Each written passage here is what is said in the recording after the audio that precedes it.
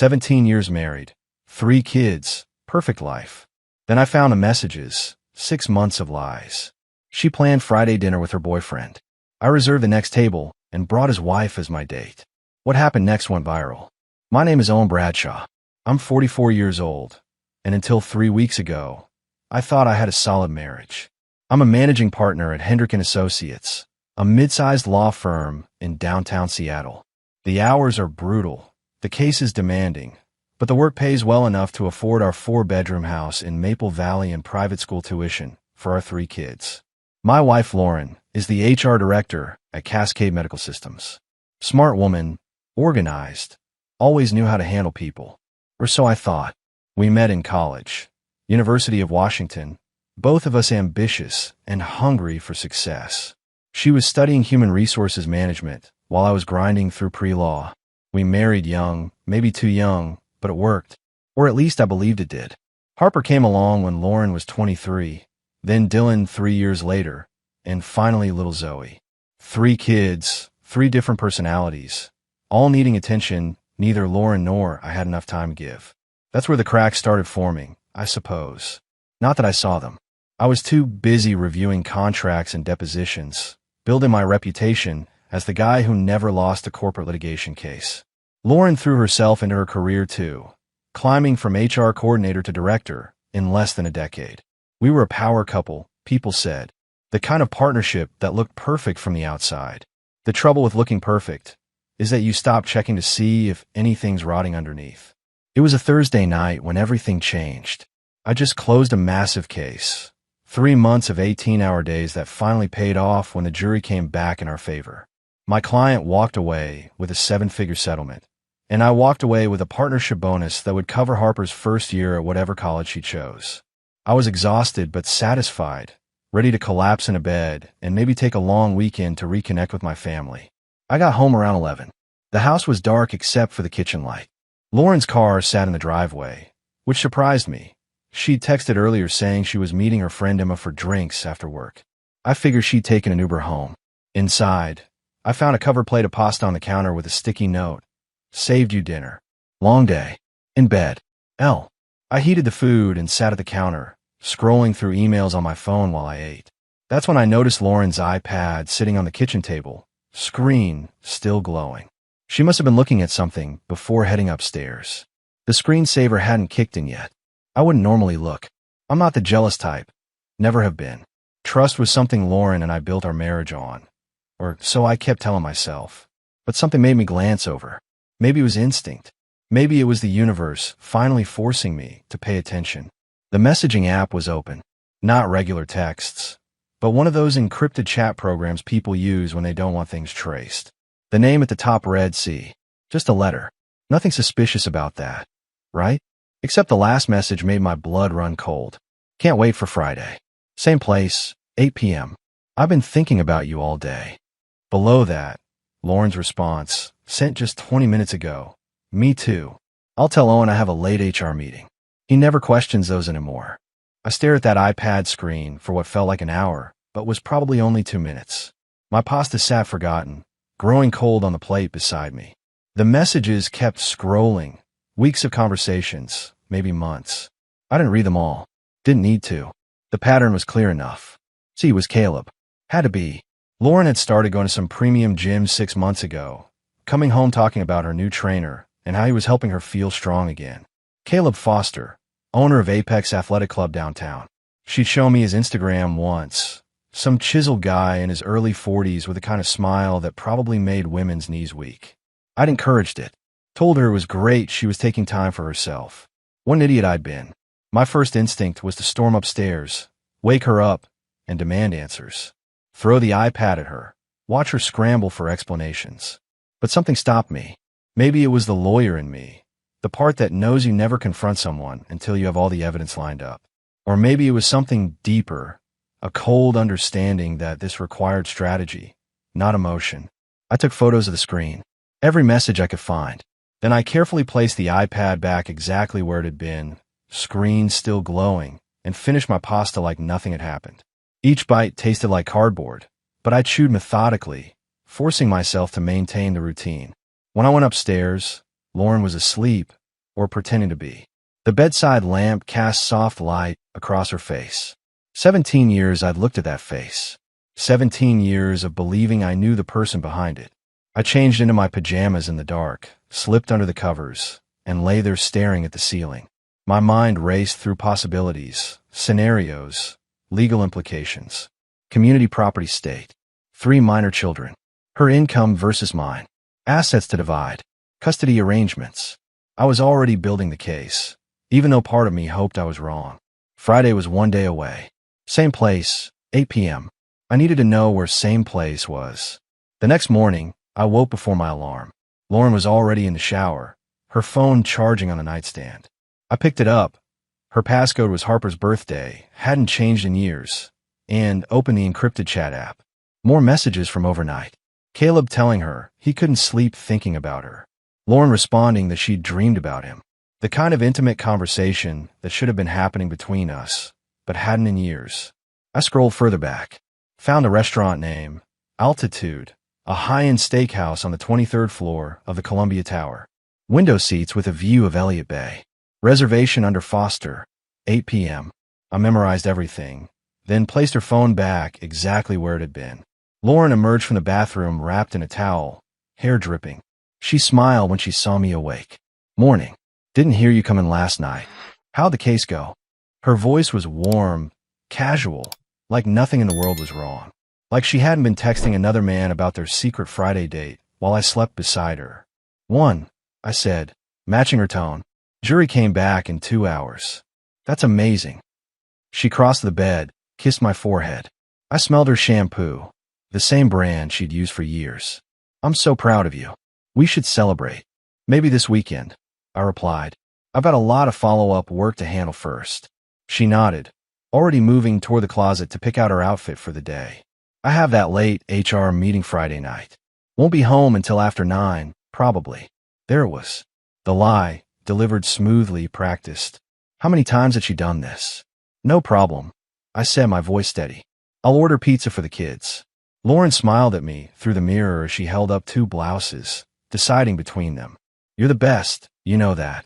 I smiled back, just trying to be a good husband. If she caught the edge in my tone, she didn't show it. She chose the blue blouse, the one that brought out her eyes, and continued getting ready for another day of pretending our marriage was fine. I watched her go through a routine, this woman I'd shared my life with, and felt absolutely nothing except cold determination. Friday morning started like any other. Lauren kissed me goodbye at 7:30, coffee thermos in hand, telling me she'd be late tonight because of that HR meeting. I watched her back out of the driveway, her BMW disappearing down the tree-lined street, and felt nothing but cold calculation. I'd spent the previous day doing what I do best, building an airtight case. Not in court this time, but against my own wife. First, I call my brother, not for emotional support, but because Jake worked in digital forensics for a cybersecurity firm. If anyone could help me document everything without tipping my hand, it was him. Need a favor? I told him over lunch at a quiet diner across town. I slid my phone across the table, showing him screenshots of Lauren's messages. Jake's face hardened as he scrolled. Owen, I'm sorry, man. How long has this been going on? At least 6 months, maybe longer. I need to know everything. Every message, every call, every location she's been to. Can you do that without her knowing? He nodded slowly. I can clone her phone data remotely if you can give me access to her iCloud for just 5 minutes. Everything backs up there.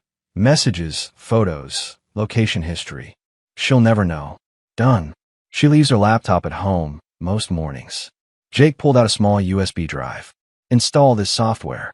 It'll run in the background. Sync everything to a secure server I control. Takes about 3 minutes. That afternoon, while Lauren was at work and the kids at school, I followed Jake's instructions. The software installed silently, began its work. Within an hour, Jake texted me. Got it all. This is worse than you thought. Call me tonight. But I couldn't focus on that yet. I had another piece to put in place. I'd done my research on Caleb Foster. 30 minutes of Googling told me everything I needed. Owner of Apex Athletic Club, married to Melissa Foster for 12 years. She ran Foster Contemporary, an art gallery in Pioneer Square that featured up-and-coming Pacific Northwest artists. The gallery's website listed her email. I drafted a message, deleted it, Drafted another. How do you tell a complete stranger that her husband is sleeping with your wife? Finally, I kept it simple. Ms. Foster, my name is Owen Bradshaw. I'm an attorney here in Seattle, and I need to discuss a sensitive matter involving your husband and my wife. I believe we have mutual interests that require a private conversation. Would you be available to meet tomorrow afternoon? I can come to your gallery. I sent it before I could second-guess myself. Her response came within an hour. Mr. Bradshaw, I'll be at the gallery until 5 p.m. tomorrow. Come by at 4. I have a feeling I know what this is about. That last line told me everything. She already suspected. Maybe she found messages too. Maybe Caleb had done this before. Whatever the case, I wasn't alone in this. Friday evening arrived. I made spaghetti for the kids. Harper helped while Dylan set the table, and Zoe colored at the counter. Normal family dinner. Except one parent was missing, supposedly at a meeting, but actually preparing for a romantic dinner with someone else's husband. Where's Mom again? Harper asked, draining the pasta. HR meeting. Should be home by 9:30 or 10. Harper gave me a look I couldn't quite read. At 17, she noticed more than I gave her credit for. She's been having a lot of late meetings lately. I met her eyes. Yeah, she has. Something passed between us in that moment. Understanding, maybe, or suspicion. Either way, Harper didn't push further. At 7:45, I checked the tracking app I'd installed on my own phone that morning. Completely legal, since I own Lauren's phone line through her family plan. The little dot showed her at the Columbia Tower. Not at the office. Not at any meeting room. At Altitude, the restaurant on the 23rd floor. I smiled. Let her enjoy her evening. She had no idea what was coming. Saturday afternoon, I stood outside Foster Contemporary at 3:55, studying the gallery through the large windows. Modern art pieces hung on white walls. Abstract paintings, metal sculptures, photography that probably meant something to people who understood such things. A few customers browsed inside. Melissa Foster stood behind a minimalist desk near the back, talking with an elderly couple. Even from outside, I could see why Caleb had married her. Tall, elegant, with dark hair pulled into a sleek bun. She wore black trousers and a silk blouse. Looked every bit the successful gallery owner. I pushed through the door. A soft chime announced my arrival. Melissa glanced up, and our eyes met. She knew immediately who I was. The couple she'd been helping made their exit, promising to think about a particular sculpture. Once they were gone, she approached me with measured steps. Mr. Bradshaw? Owen, please. I extended my hand. She shook it firmly, her grip strong. Melissa, come to my office in the back. I followed her past the displayed artwork to a small office with a glass desk and 2 modern chairs. She closed the door, gestured for me to sit, then took the chair across from me. You were right, she said before I could speak. I know what this is about. Lauren Bradshaw, HR Director at Cascade Medical. Your wife. I blinked, surprised. You knew. I suspected. Found hotel charges on our joint credit card 3 months ago. Caleb said they were for client meetings. Then I found text messages. Nothing explicit, but enough. Her voice was controlled, professional, but I caught the edge of pain underneath. I hired a private investigator last month. He confirmed everything. Your wife and my husband have been meeting every Friday for the past 6 months. I pulled out my phone, showed her the screenshots I'd taken. Same story on my end. Just found out 3 days ago. Melissa studied the messages, her jaw tightening. They think they're so clever. Secret apps, coded language. But they're just cliches. The cheating spouse playbook, word for word. Last night was supposed to be their dinner at Altitude. I said, I know. My investigator photographed them there. Window table, champagne, the works. She pulled out her own phone, swiped through photos. There they were. Lauren in a red dress I'd never seen before, Caleb in an expensive suit, both laughing like teenagers in love. My stomach turned, but I kept my voice steady. I want to propose something. Not revenge, exactly, but justice. Melissa leaned back, studying me with sharp eyes. I'm listening. They have another dinner planned. Next Friday, same restaurant. I want to be at the table next to theirs. And I want you there with me. A slow smile spread across her face. You want to confront them publicly. Not immediately. First, I want them to see us together. Let them wonder, panic, scramble. Then, when the moment's right, we present everything. Messages, photos, timeline. All of it. in front of witnesses. You're a lawyer, she observed. This is strategic. It's necessary. They've made fools of us in private for months. Turnabout feels appropriate. Melissa was quiet for a moment, then nodded. I'm in. But I want something in return. Name it. Caleb's been hiding money. The gym makes good profit, but I've seen discrepancies in our accounts. I think he's been skimming, preparing to leave me. I want to help documenting that. Legal help. Consider it done. I'll have my firm's financial investigator look into it. Discreetly, she extended her hand again. Then we have a deal. Owen, let's give them a Friday night they'll never forget. I shook her hand, feeling the first real sense of purpose I'd had since discovering the affair. This wasn't about anger or hurt feelings. This was about control, about taking back the narrative of my own life. One week, I said, let's make it count. The week crawled by like a prison sentence. Every morning, Lauren kissed me goodbye with that same practice smile. Every evening, she came home and played the devoted wife and mother. We made dinner together, helped the kids with homework, watched TV side by side on the couch. The perfect suburban family. Except I knew the truth now, and I was counting down the hours until Friday. Wednesday afternoon, I met with Jake at his office downtown. He'd compiled everything from Lauren's phone, a digital record of her betrayal, organized and time-stamped like evidence for a trial. 6 months of messages, Jake said, sliding a USB drive across his desk. 247 exchanges with Caleb Foster. Hotel reservations at the Fairmont, the Edgewater, and that boutique place in Bellingham. Charges on her personal credit card for lingerie, perfume, even a weekend trip to Victoria, she told you was a work conference. I felt my jaw tighten. Victoria. Last month. 3 days. She told you it was an HR conference, right? Yeah. I even watched the kids solo that weekend. I remembered Harper asking why Mom couldn't video chat if she was just at a conference. I made excuses for Lauren, told our daughter she was probably busy with evening sessions. There was no conference, Jake said quietly.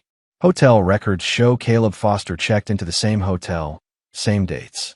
Adjoining rooms that probably went unused. I stare at the USB drive. This is enough for a divorce attorney to have a field day. Owen, this is enough for 10 divorce attorneys. Jake leaned back in his chair. What are you going to do? Friday night, Lauren and Caleb have another dinner date at Altitude. I'm going to be at the table next to theirs with Melissa Foster. Jake's eyebrows shot up. You're serious? Completely. Lauren thinks she's having a romantic dinner with her boyfriend. Instead, she's going to discover that her boyfriend's wife and her own husband have been comparing notes. That's bold. But what about the kids? Harper's 17. She's going to hear about this. I thought about that constantly. Harper was old enough to understand what was happening, old enough to be hurt by it. But she also deserved the truth. Harper already suspects something, I said. She made a comment last week about Lauren's late meetings. Kids aren't stupid. No, they're not. Jake studied me carefully. You doing okay? Really? I'm functioning. That's all I can manage right now. Thursday night, I called the restaurant. I need to make a reservation for Friday at 8 o'clock. Table for 2. And I need to be seated next to a specific existing reservation. The hostess sounded confused. Sir, we don't typically arrange seating based on other parties. I'm aware, but this is a special circumstance. The reservation is under Foster. 8 o'clock, window table.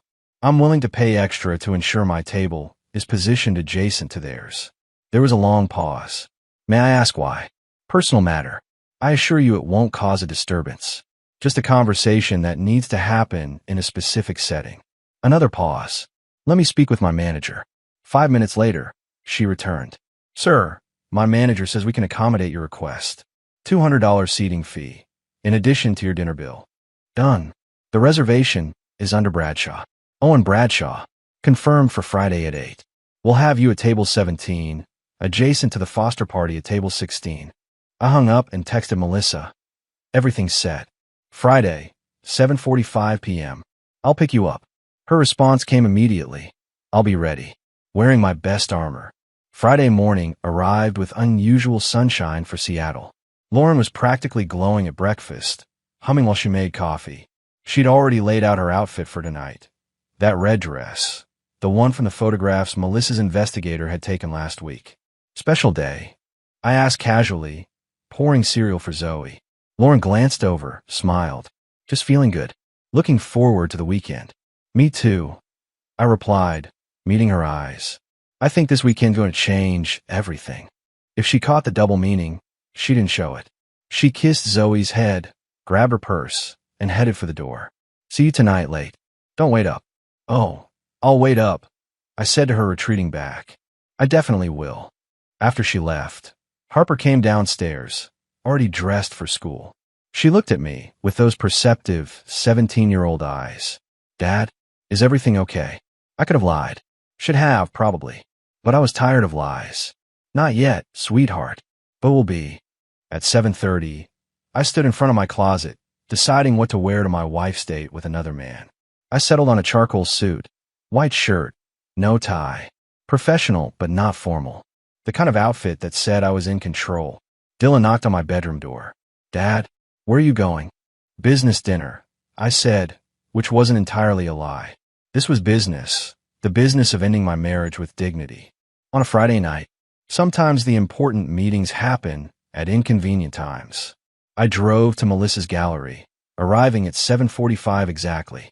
She was waiting outside, stunning in a black dress that made a statement. Her dark hair fell loose around her shoulders, and she wore heels that brought her almost to my height. Ready? I asked as she slid into the passenger seat. More than ready. Let's do this. We arrived at the Columbia Tower at 8:05, deliberately late. Let Lauren and Caleb get comfortable first. Let them think they had the whole evening ahead of them. The elevator ride to the 23rd floor felt eternal. Melissa stood beside me, calm and collected, while my heart hammered against my ribs. This was really happening. The hostess recognized my name immediately. Mr. Bradshaw, your table is ready. Right this way. She led us through the restaurant, past the bar, toward the window tables with their spectacular views of Elliott Bay. And there they were, Lauren and Caleb at table 16, heads close together, laughing at something. Lauren's hand rested on Caleb's arm. Intimate, comfortable, like they'd been doing this forever. The hostess guided us to table 17, literally 3 feet away. Lauren saw me first. Her eyes went wide, her face draining of color so fast I thought she might faint. Her hand jerked away from Caleb's arm like she'd been burned. Caleb turned to see what had startled her, and his expression matched Lauren's, pure shock. Then he saw Melissa beside me. His shock morphed into something else. Fear, maybe.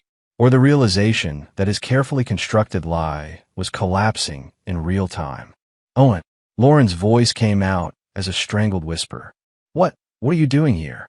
I pulled out Melissa's chair, waited for her to sit, then took my own seat. Calm, controlled, every movement deliberate. Having dinner, I said pleasantly. Same as you. What a coincidence running into you here. I thought you had an HR meeting tonight. Lauren's mouth opened and closed. No words came out. Melissa leaned forward slightly, her voice cool. Hello, Caleb. Surprised to see me. Melissa, I can explain, Caleb started.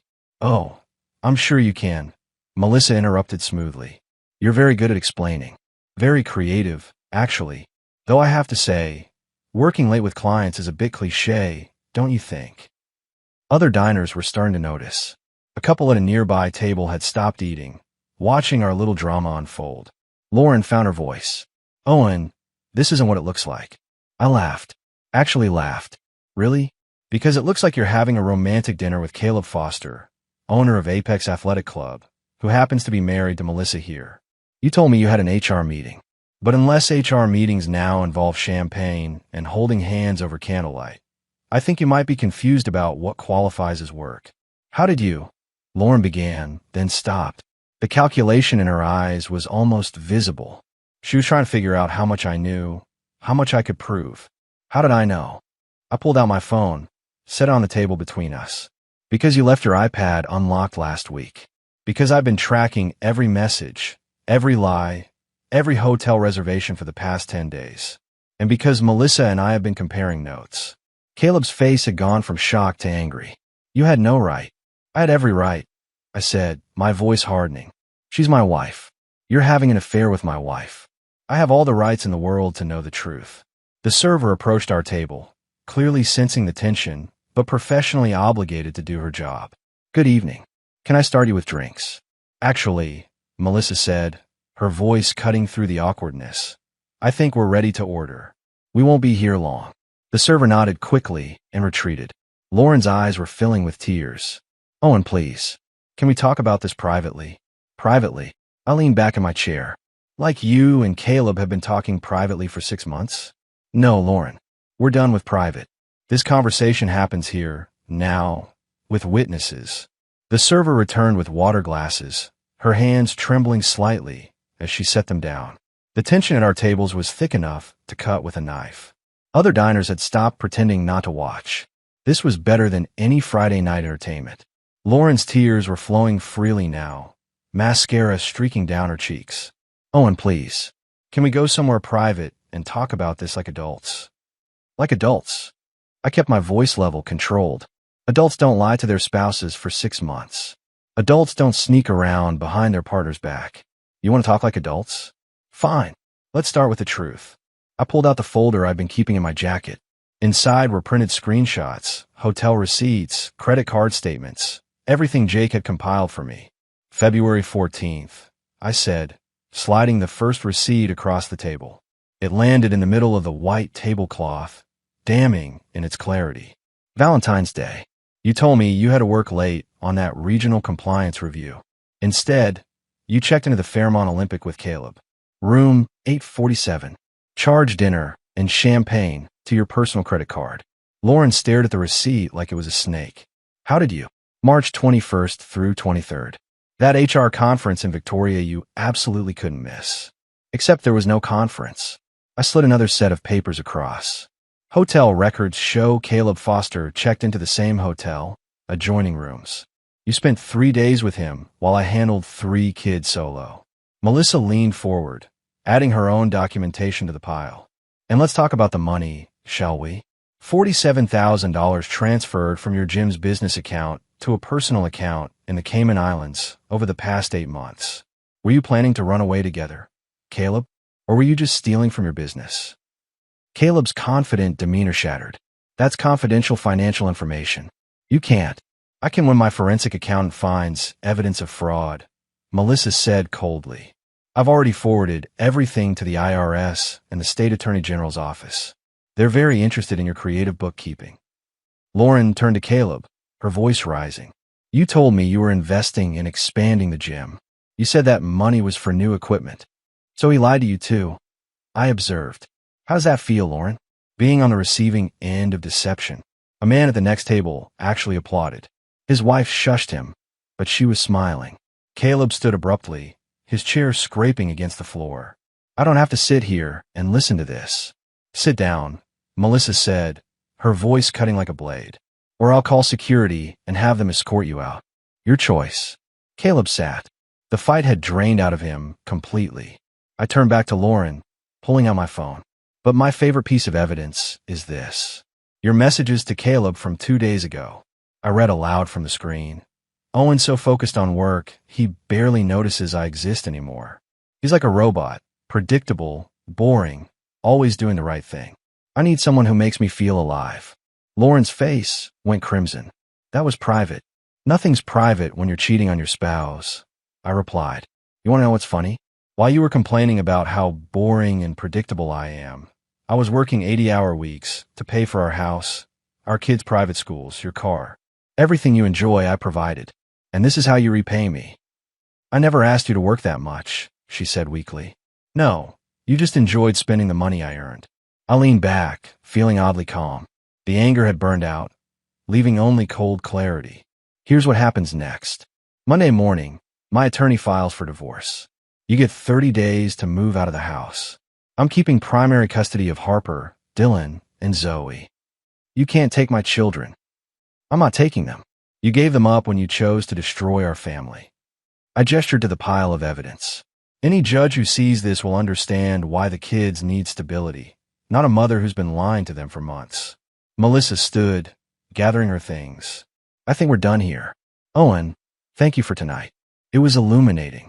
I stood as well, leaving a $100 bill on the table. That should cover our water. Lauren, I'll see you at home. Eventually. Take your time. As Melissa and I walked away, I heard Lauren sob behind us, raw and broken.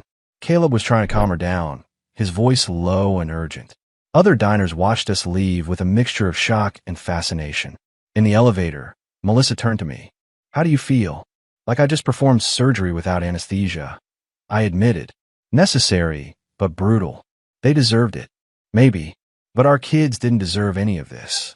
The elevator doors opened to the parking garage, and we stepped out into the cool Seattle night. I didn't go home right away. After dropping Melissa at her gallery, I drove aimlessly through Seattle, watching the city lights blur past. My phone buzzed constantly. Text from Lauren that I didn't read, a voicemail I didn't listen to. Whatever she had to say could wait. At midnight, I finally pulled into our driveway. Lauren's car wasn't there yet.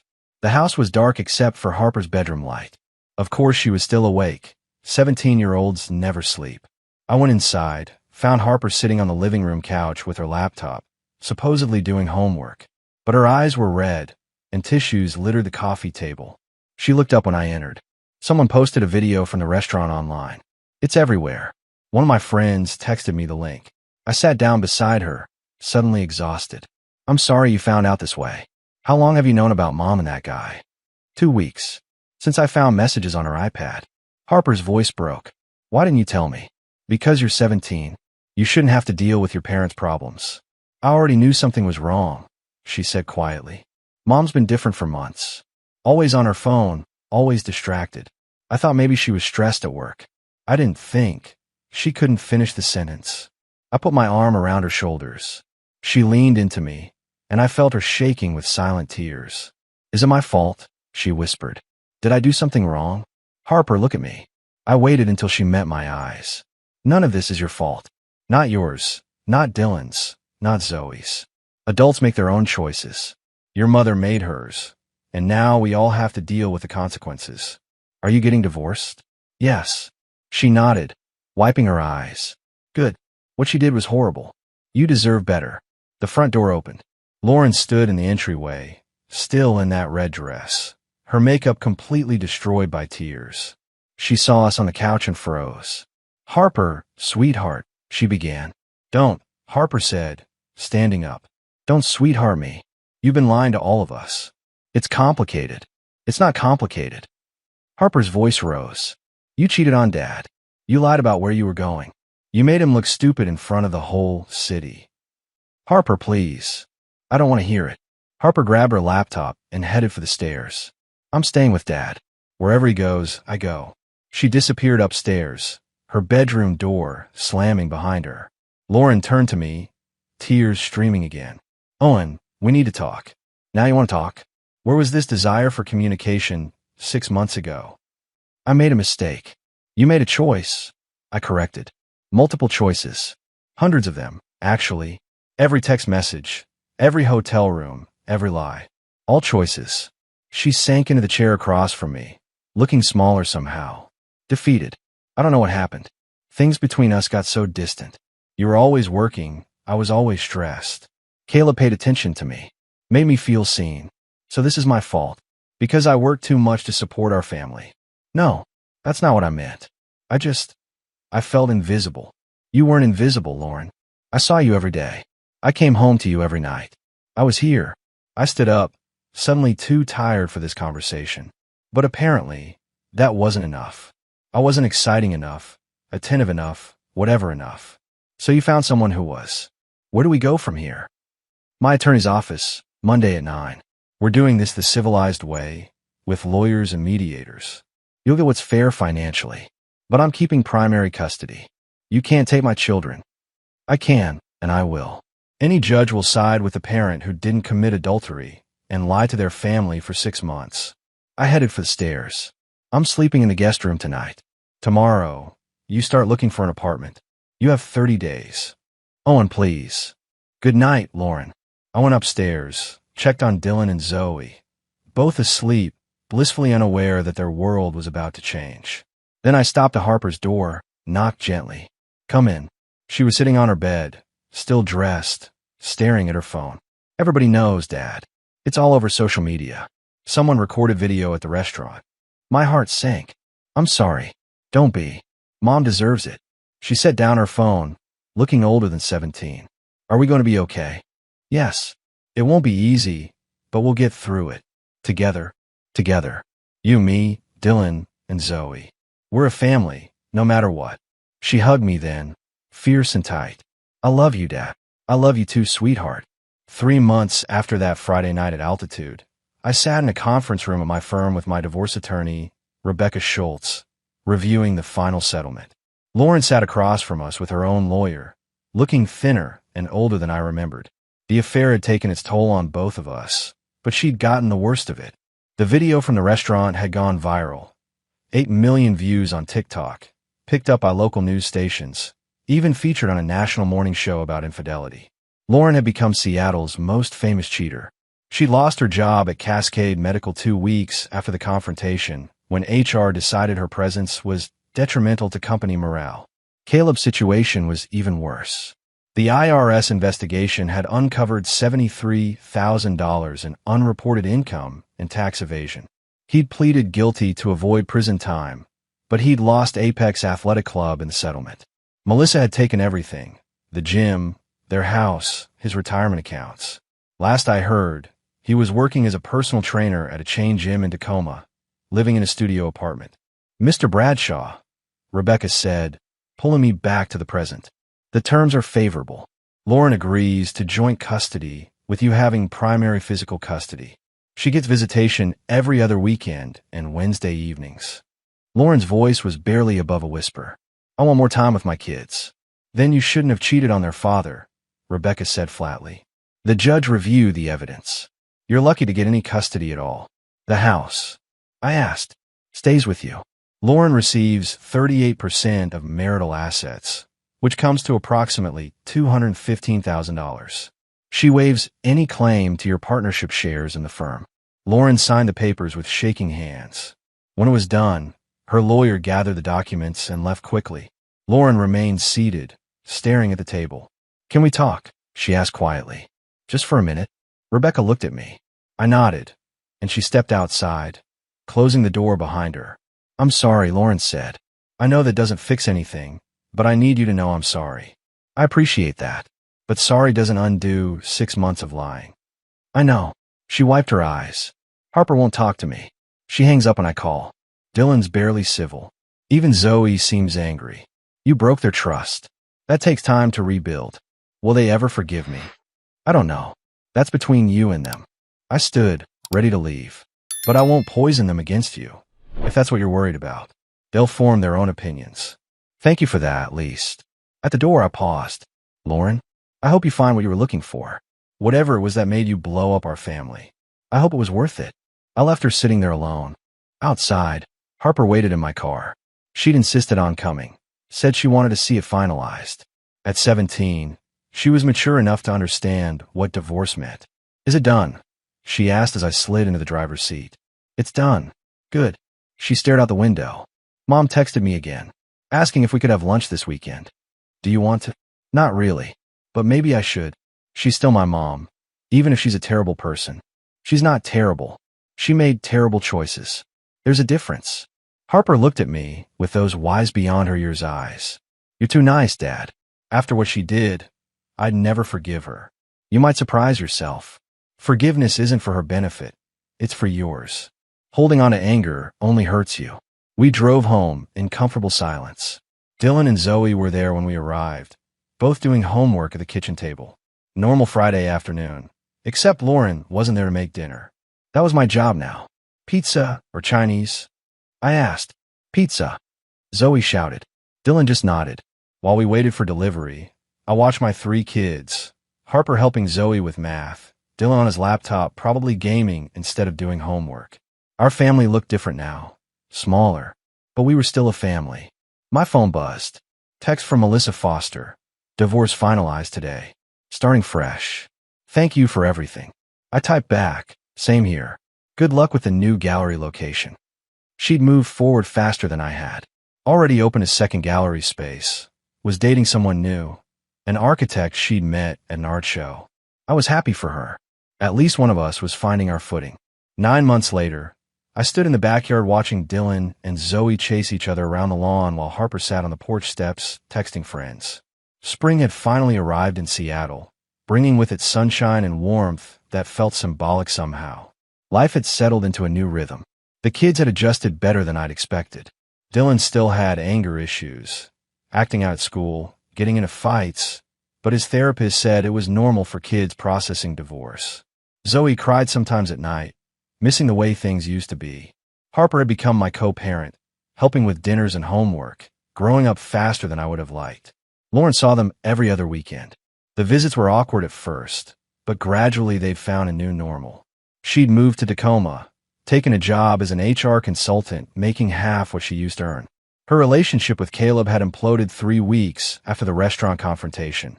Turns out their romance couldn't survive reality. She'd apologized to the kids multiple times. Harper had accepted it grudgingly. Dylan still wouldn't talk to her about it. Zoe had forgiven her almost immediately, the way 9-year-olds do. My phone rang. Unknown number. Owen Bradshaw. I answered. Mr. Bradshaw, this is Catherine Wu from the Washington State Bar Association. I'm calling about the character witness statement you provided for Melissa Foster's civil suit against Caleb Foster. Yes, I remember. Is there a problem? No problem at all. The suit was settled this morning. Mrs. Foster received full restitution plus damages. I wanted to thank you for your testimony. Glad I could help. After hanging up, I felt a sense of closure. Melissa had gotten her justice. Caleb had paid for his fraud. The legal system had actually worked for once. Harper came over, flopped down on the grass beside me. Dad, can I ask you something? Always. Do you think you'll ever date again? Like find someone new? I considered the question. Maybe eventually. Not anytime soon. Good. We're not ready for a stepmom yet. Noted. She picked at the grass. I saw Mom yesterday. She seems sad. I imagine she is. Do you still love her? I thought about that carefully. I love the person I thought she was. The person she actually turned out to be? No. That person hurt all of us too badly. That makes sense. Harper leaned her head on my shoulder. I'm glad we stayed with you. Me too, sweetheart. Dylan came running over, out of breath. Dad, can we go to the batting cages tomorrow? Coach says I need to work on my swing. Sure. 9 o'clock. Perfect. He ran off again, full of 10-year-old energy. I watched him go, thinking about how resilient kids were. They'd been through hell, but they were bouncing back. My phone buzzed again. Text from Jake. Beer tonight? Bring the crew. I looked at my 3 kids, at the home we'd built from the ruins of betrayal. We'd survived. More than that, we were thriving. Who wants to go see Uncle Jake tonight? I called out. 3 enthusiastic responses. Zoe came running, Dylan right behind her. Harper stood, brushing grass from her jeans. As we headed inside to get ready, I felt something I hadn't felt in months. Not happiness exactly, but contentment. Peace. The future stretched ahead, uncertain, but full of possibility. I had my kids, my career, my integrity intact. Lauren had made her choices. I'd made mine. And I'd chosen to be the kind of man my children could respect. The kind of father who showed them that dignity and honesty mattered more than revenge or bitterness. That evening, as we sat around Jake's backyard with burgers and laughter, Dylan asked out of nowhere, Dad, are you happy? I looked at my brother and my 3 kids, at the life we'd built together from broken pieces. Yeah, buddy, I am. And I meant it.